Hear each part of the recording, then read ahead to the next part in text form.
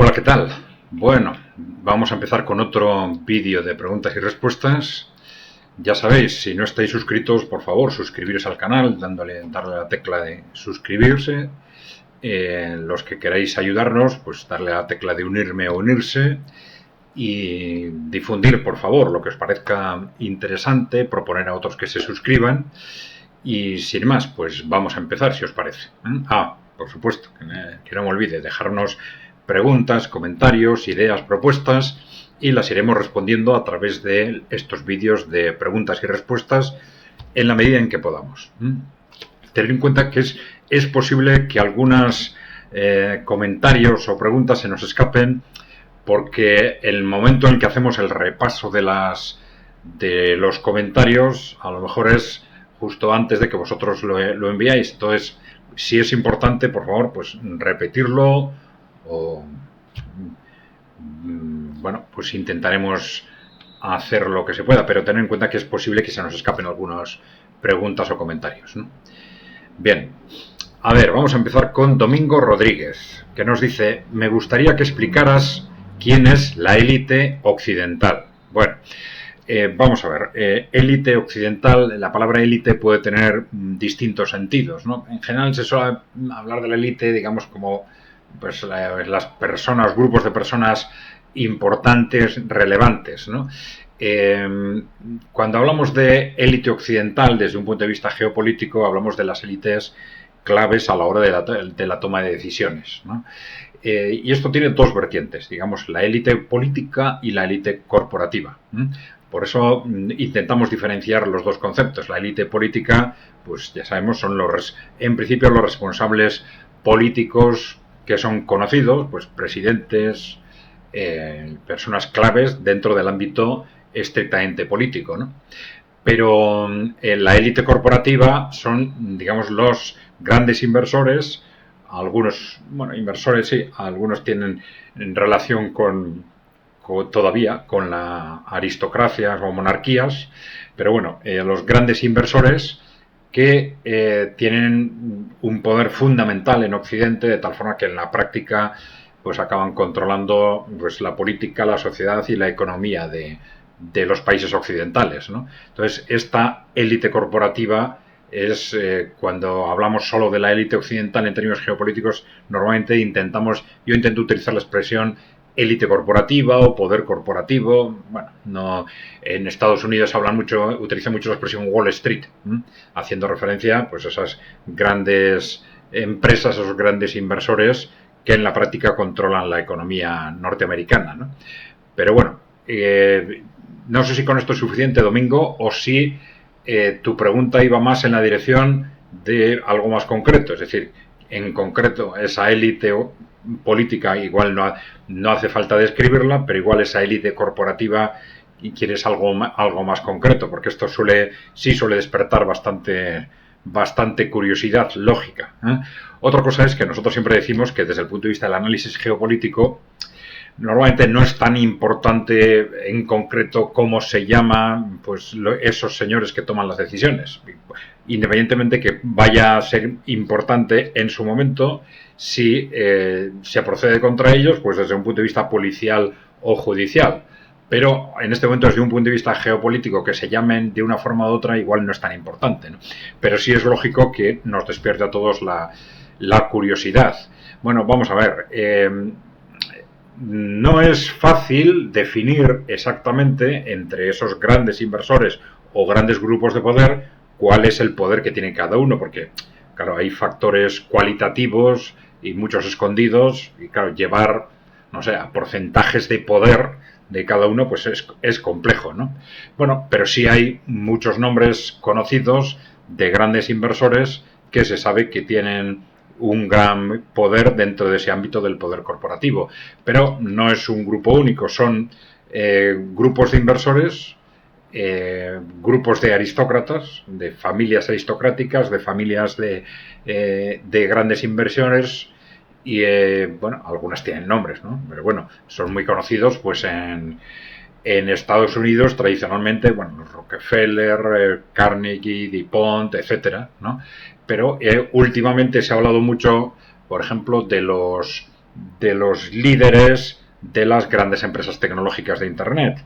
Pero es bastante dudoso que estos líderes sean realmente cabeceras del poder corporativo, ¿no? Normalmente son personas a las que se les ha puesto, se les ha colocado en un puesto determinado, apoyándolas, financiándolas, etcétera, ¿no? Entonces, bueno, en el caso de europeo, pues tenemos a las grandes familias de la nobleza o de ciertas monarquías que tienen un gran peso, además de grandes inversores como los Rothschild, que son muy conocidos, ¿no? Pero no son los únicos, hay otros, ¿no?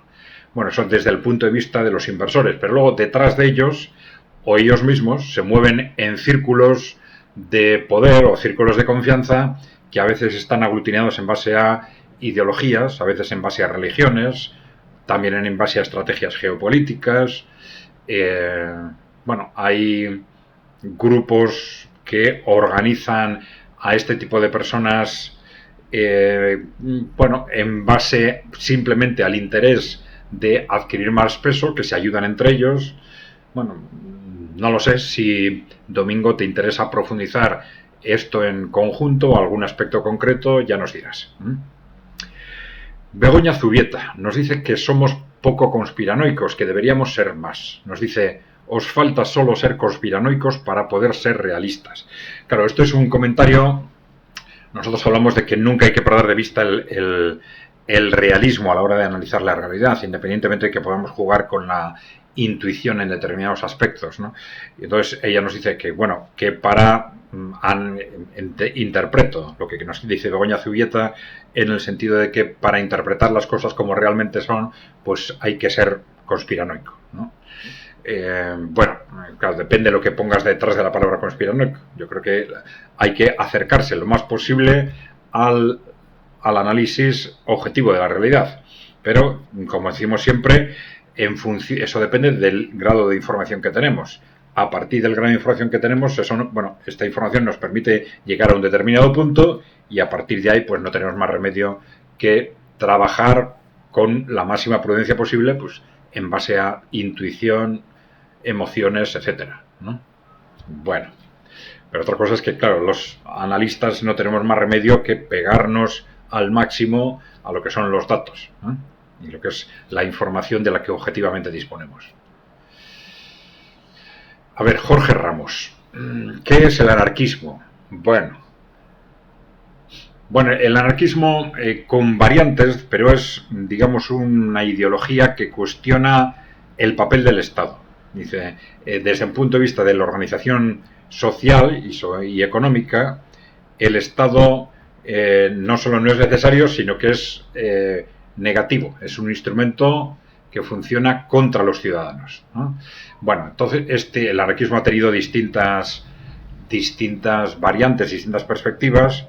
Hubo un anarquismo romántico, de cierta forma liberal, pero el anarquismo se desarrolló fundamentalmente en el contexto del movimiento obrero, desde la perspectiva de que el Estado era un instrumento de opresión contra los trabajadores, contra los ciudadanos, era un instrumento de los grandes poderes para oprimir a los ciudadanos y que por lo tanto la liberación de los ciudadanos requería la desaparición del Estado, ¿no?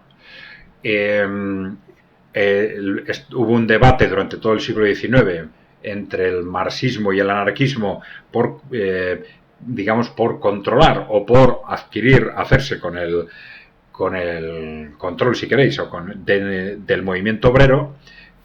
Al final el marxismo fundamentalmente no es el marxismo, la socialdemocracia, si queréis, otros ámbitos del movimiento obrero adquirieron más peso y el anarquismo fue perdiendo peso progresivamente, ¿no? Dentro de la teoría marxista, y es posible que en esa concepción marxista de que es necesario una fase socialista antes de avanzar hacia la fase comunista, vamos a decir, sin Estado, es posible que en ese diseño tuviese peso la necesidad de hacer una propuesta, presentar a los trabajadores una propuesta alternativa a la que hacía el anarquismo, que decía hay que ir directamente a destruir el Estado, ¿no? El marxismo decía no, hay que ir a una sociedad socialista y luego con el desarrollo socioeconómico pues se hará posible una sociedad en la que el Estado desaparezca fuera de sus funciones meramente administrativas, ¿no? Bien, luego el anarquismo pues ha tenido también formas de lo que se ha llamado anarcocapitalismo, es decir, ya planteado desde ámbitos ultraliberales, vamos a decir, en el sentido de que el Estado es un instrumento de opresión de la iniciativa privada y que la economía, la sociedad funcionaría mucho mejor sin Estado, pero dejando el poder, no como decían los anarquistas tradicionalmente, en manos de los trabajadores, sino dejándolo fundamentalmente en manos de los inversores, de los empresarios, de la iniciativa privada, ¿no? Bueno, sintéticamente, porque luego si hay muchos matices en unas tendencias y en otras, en función de qué espacio le reservan al Estado. Es decir, algunos dicen que hay que ir al extremo en la desaparición del Estado, otros dicen que el Estado se tiene que dar en funciones meramente administrativas. En el anarcocapitalismo se hace mucha referencia a que el Estado debe garantizar los derechos de propiedad, la policía, el ejército, por ejemplo, y el sistema judicial, ¿no? Bueno, hay pues matices y muchas diferencias entre unos y otros, desde luego. Bueno, Carlos Canales Barbero, vamos a ver. Quiere contestar a un oyente que había hecho la pregunta sobre si yo me inclino hacia los países que defienden la multipolaridad y que esto es antinorteamericano. Dice, indudablemente una persona que quiere un mundo más justo no puede estar con el mundo anglosajón, en cuyos países y en la Europa occidental dominan las grandes corporaciones y provocan guerras a troche y moche desde hace muchos años. Resumiendo, una persona decente, honesta y honrada tiene que tomar posición en contra de la injusticia. Bueno, esto último es evidente. Una persona decente y honrada tiene que tomar posición en contra de la injusticia. En la otra afirmación yo sí haría un matiz, que lo he comentado anteriormente también, ¿no? Vamos a ver.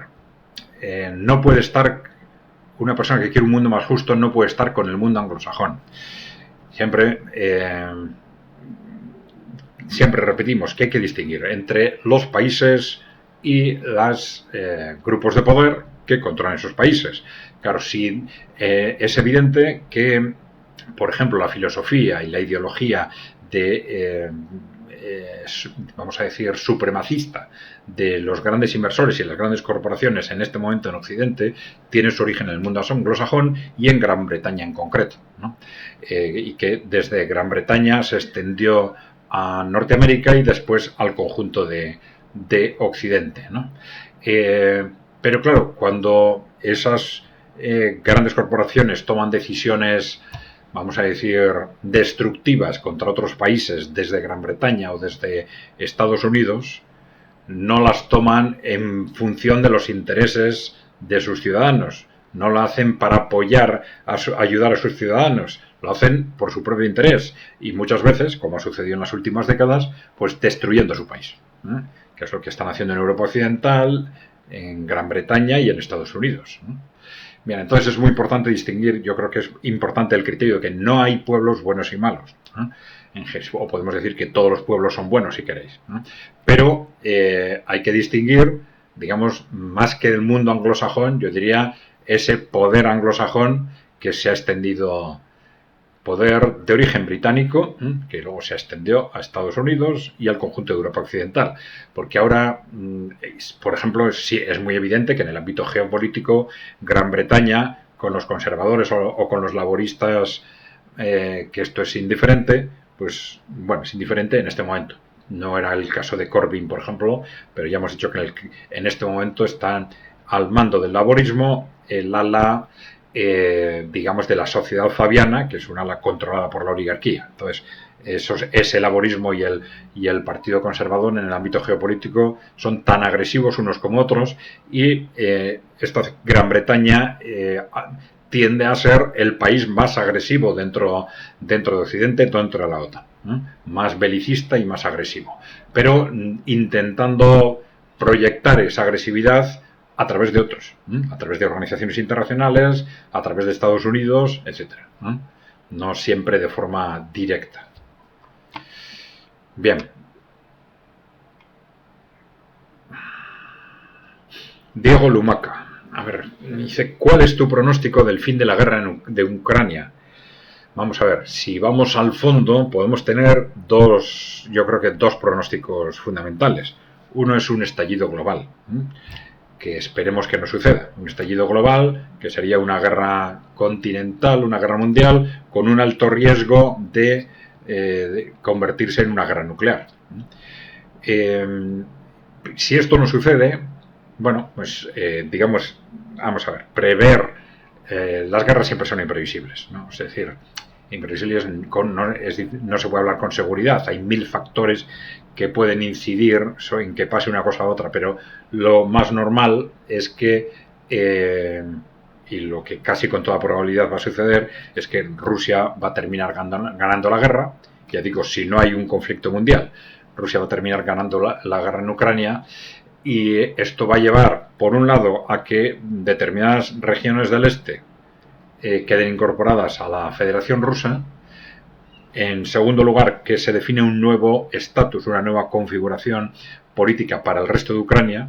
Yo creo que no es tanto decir que Ucrania está en la OTAN o no, eso son cosas accidentes, eso puede ser firmar un papel ahora, luego dentro de 5 años firma otro. No, la propia Ucrania tiene que estar configurada internamente con una configuración institucional distinta, y también esto va a requerir, ya digo, la negociación de un nuevo marco de seguridad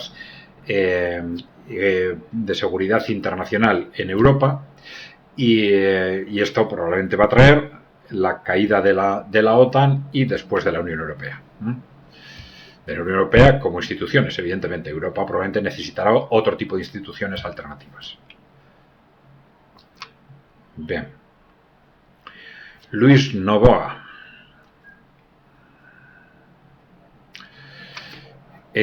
Nos dice, ¿podrías dedicar un programa exclusivo sobre Putin, su pensamiento filosófico, cómo llegó al poder, cómo ha evolucionado y hacia dónde va? Bueno, esto sí lo podemos hacer, es una idea interesante.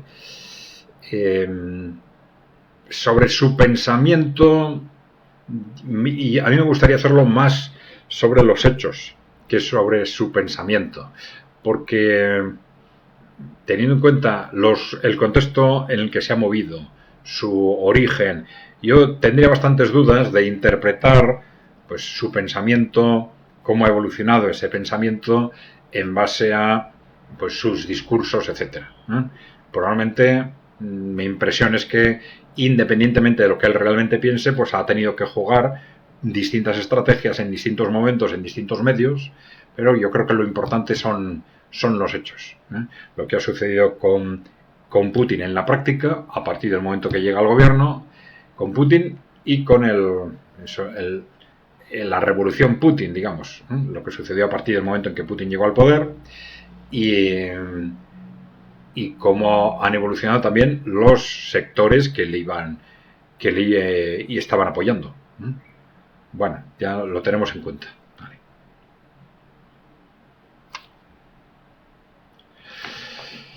Bueno, Mariam, claro, ya no recuerdo exactamente a qué vídeo se estaba refiriendo, pero bueno, nos dice, distorsiona mucho tu micrófono. Nos dice, un micro de 10 euros suena 200 veces mejor que el que sea que estés usando. Claro, la verdad es que no terminamos de centrar qué es lo que tenemos que hacer con el sonido, porque hay veces que nos dicen que suena bien, otras que no, porque como cambiamos de ubicación, la necesidad también de los micros, del tipo de micro es distinta. No es un problema de esos 10 euros. En este momento tenemos, no sé si son 7 micros distintos a disposición. El problema es que seguramente algunos los hemos utilizado mal, en otros casos ha sido pues un cambio de ubicación. Bueno, supongo que iremos poco a poco acertando. En este momento, normalmente estamos utilizando simplemente el audio del ordenador y, bueno, pero que parece que en general no genera problemas, pero por favor sí decirnos si os parece mejor o peor para que podamos ir ajustando, ¿no? Esto efectivamente nos ayudáis para que podamos ir ajustando qué micrófonos utilizar en cada caso. Sí, me imagino que en charlas o en desplazamientos, pues el micro a utilizar debería ser distinto. Pero parece que en un espacio habitual y estando delante del ordenador, el micrófono del ordenador, por lo que nos decís, es suficientemente claro. Pero bueno, si no es así, decírnoslo, por favor. Bien, Melicer Sierra García. Vamos a ver. Bueno, es un comentario simplemente de agradecimiento. Gracias a ti, Melicer. Bien.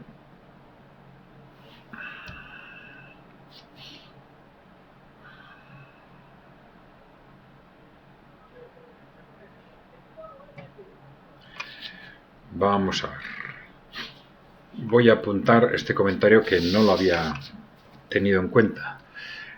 Francis Fernández Mateos nos dice: ¿qué podemos esperar con el ministro Víctor Torres siendo masón? Bueno, vamos a analizarlo un poco antes de hablar y decir para no decir tonterías, ¿no? David De Vita. Bueno, agradeciendo el vídeo sobre la empresa pública. Bueno, ya os dije que es natural que este tipo de vídeos que no están directamente relacionados con la actualidad, pues no se vean tanto, pero ya os dije, que os recomiendo encarecidamente que lo veáis, porque aunque estéis de acuerdo o no, pero para personas de cualquier ideología es un punto de referencia clave a nivel ideológico, también a nivel económico, por supuesto, ¿no? Pero a nivel ideológico, a la hora de construir uno u otro tipo de sociedad, yo creo que ahí aportamos conceptos básicos que creo que son fundamentales, sencillamente. Os recomiendo, ya os digo, que veáis ese vídeo. Bueno, son 2 vídeos que hemos hecho sobre la empresa pública y los tenéis en el canal. Vamos a ver. VLFBG nos dice: veo que la mayor parte de las personas tienen una visión del sistema socialista o comunista como algo igual, o definido para otros como el mal absoluto. Pero esas interpretaciones nublan la realidad. Bueno, ¿usted podría arrojar luz en ese sistema político y darnos algún ejemplo de qué países realmente llevan este sistema político, económico y social en la práctica? Bueno, efectivamente es un tema complejo porque, como en general en las palabras muy ideologizadas, pues tienden a distorsionarse y cada uno las utiliza de distinta forma. Los que están a favor de una determinada ideología, representada por una palabra, pues le aportan a esa palabra todos los elementos positivos que pueden a la hora de definirla, y al contrario, los que están en contra, a la hora de definirla, la definen siempre con elementos negativos, ¿no? Entonces, vamos a ¿qué podemos decir sobre esto? Que no, sin extendernos demasiado tiempo. Vamos a ver. Sobre la palabra comunista, esto tiene 2 versiones, ¿no? Una relacionada con el término comunitario, comunal.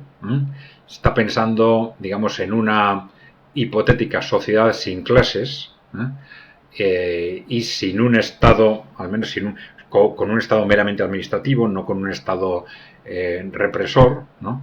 Entonces, haya habido dos, vamos a decir, 2 corrientes ideológicas que han apuntado en esa dirección.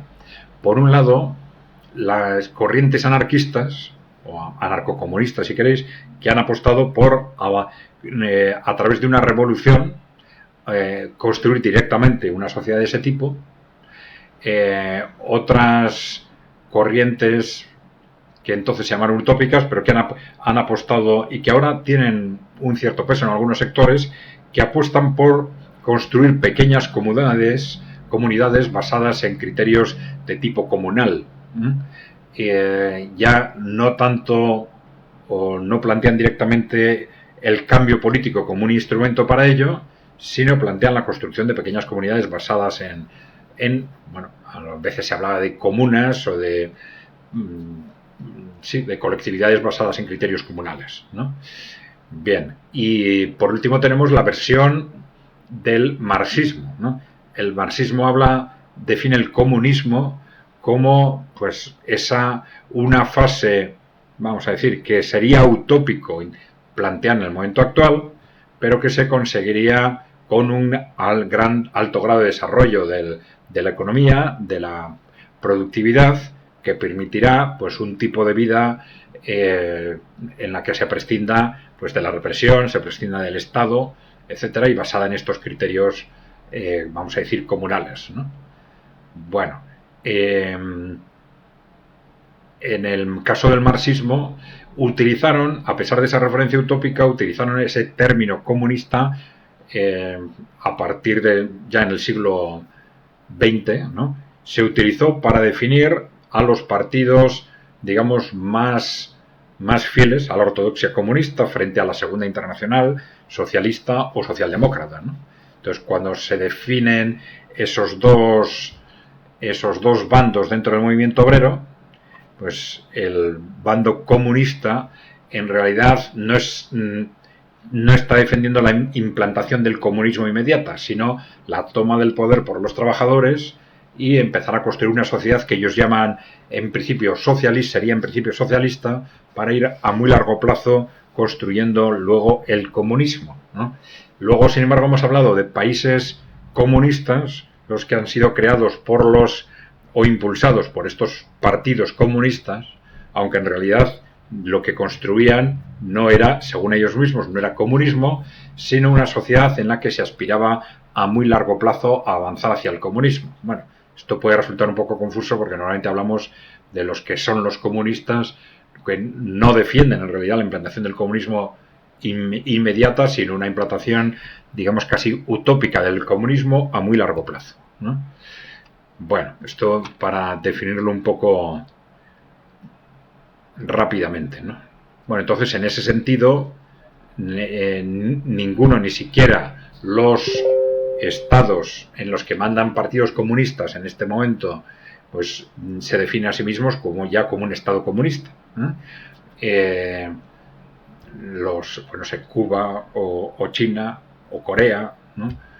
Pues o Vietnam, son estados con partidos comunistas en el poder, pero que se supone que están construyendo el socialismo, ¿no? Un socialismo que, en teoría, a muy largo plazo puede llevar al comunismo, ¿no? Entonces, nosotros a esos sistemas les llamamos sistemas comunistas, pero bueno, no es exactamente lo mismo, ¿no? Y sobre la palabra socialismo, pues algo similar, pero claro, nos estamos extendiendo muchísimo en el análisis, y también pues lo mismo, la interpretación del socialismo, del término socialismo, es muy diferente, porque para algunos socialismo son, digamos, las teorías que defienden los partidos que se llaman a sí mismos socialistas, aunque, bueno, los partidos que se llamaban socialistas en origen eran partidos, digamos, socialdemócratas, que se basaban en la tradición socialdemócrata, que en unos países se llamaban socialdemócratas y en otros socialistas, que originalmente durante mucho tiempo aspiraban a la construcción de ese Estado socialista, pero luego han tendido en muchos países a mantenerse en un sistema capitalista con determinadas reformas, ¿no? Bueno, entonces estamos hablando de digamos, definiciones muy distintas en cada caso de los dos términos, socialista y comunista, ¿no?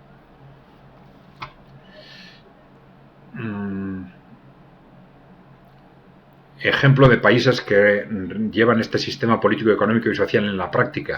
Bueno, el comunismo ya he dicho que no hay ninguno, ¿no? Pero esos países sí se llaman a sí mismos socialistas, ¿no? Depende de qué entendamos por socialismo, ¿no? Pero bueno, ahí puede haber, y esto está relacionado con lo que entendemos por capitalismo, ¿no? Pero bueno, hay una interpretación meramente política del socialismo, según la cual, aunque la organización de la economía sea capitalista, si los trabajadores toman el poder, o los ciudadanos, si queréis ahora, que es prácticamente lo mismo, si los ciudadanos toman el poder, ya estamos construyendo una sociedad socialista, aunque la economía esté configurada en base a criterios capitalistas, ¿no? Y esa sería la definición política de socialismo, ¿no? Y luego hay otras dos definiciones que ya supondrían que solo hay socialismo cuando deja de haber capitalismo en la economía, ¿no? Con dos interpretaciones. Unos cuando dicen cuando mayoritariamente el peso mayoritario en la economía lo tienen, digamos, empresas no capitalistas, que pueden ser o empresas públicas o empresas de carácter social o cooperativo, entonces estaríamos en un país socialista. Y otros dicen que no, que aunque sean minoritarios, pero si los sectores hegemónicos no son capitalistas, sino que son públicos o cooperativos, digamos, entonces eso es suficiente para definir ese país como no capitalista y socialista, ¿no? Este último caso podría ser el de los países emergentes, el caso, digamos, de propiedad mayoritaria mayoritariamente no capitalista. Esto podría darse, pues no sé, en Cuba, en Corea del Norte o en Bielorrusia también, por ejemplo, entre los países emergentes, ¿no?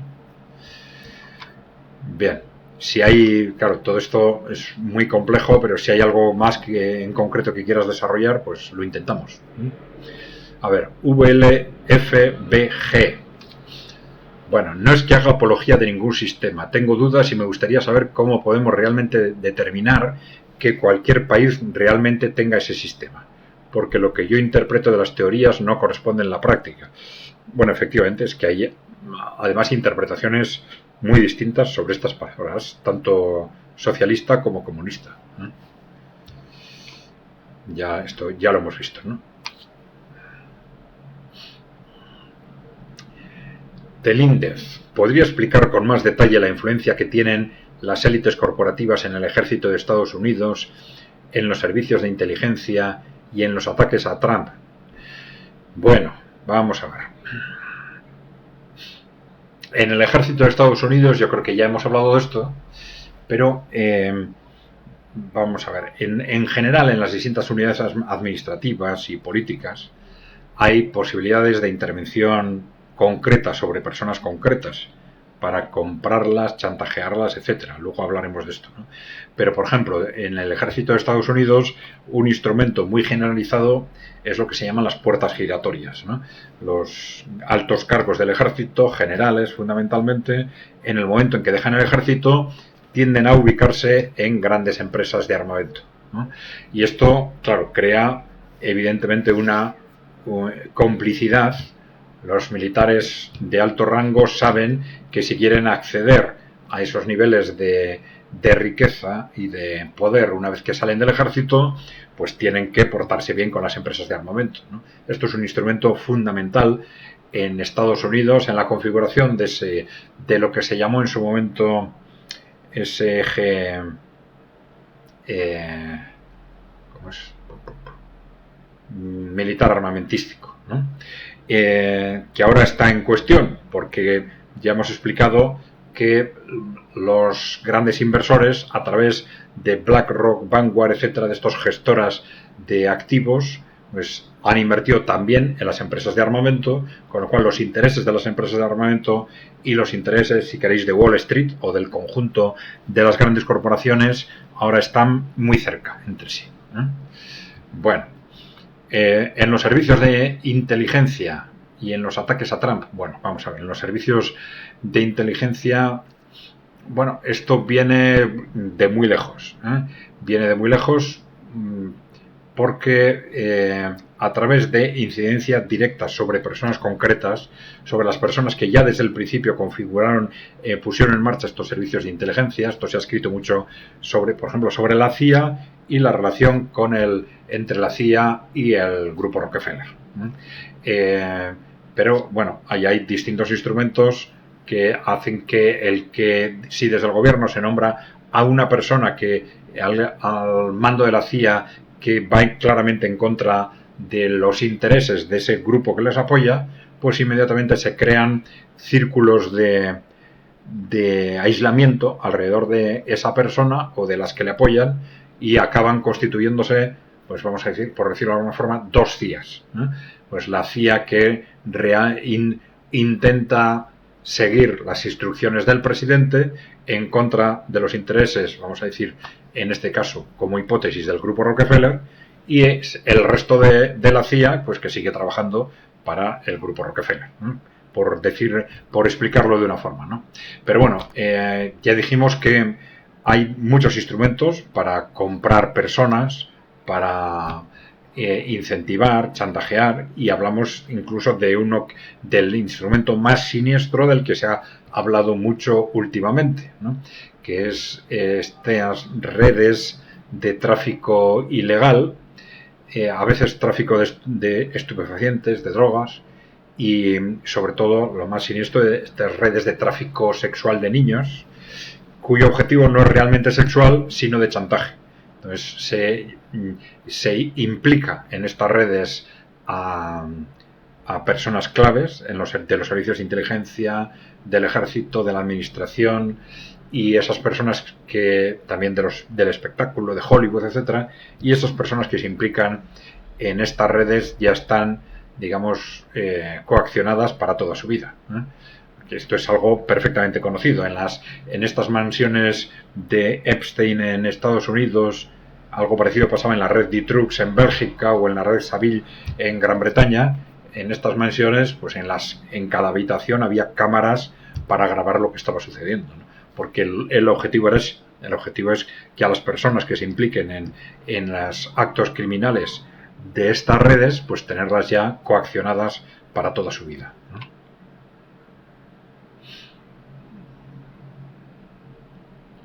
Bueno, ya estamos cerca de los 40 minutos. Vamos a dejarlo aquí por ahora, si os parece. Bueno, por favor, si no estáis suscritos al canal, darle a la tecla de suscripción. Si queréis ayudarnos, al darle a la tecla de unirme o unirse. Difundir, por favor, la información que os guste o que os parezca interesante, y proponer a otros que se suscriban, y dejarnos propuestas, comentarios, ideas, preguntas, que las intentaremos ir respondiendo a través de estos vídeos de preguntas y respuestas en la medida en que podamos. Nada más, un saludo y hasta la próxima.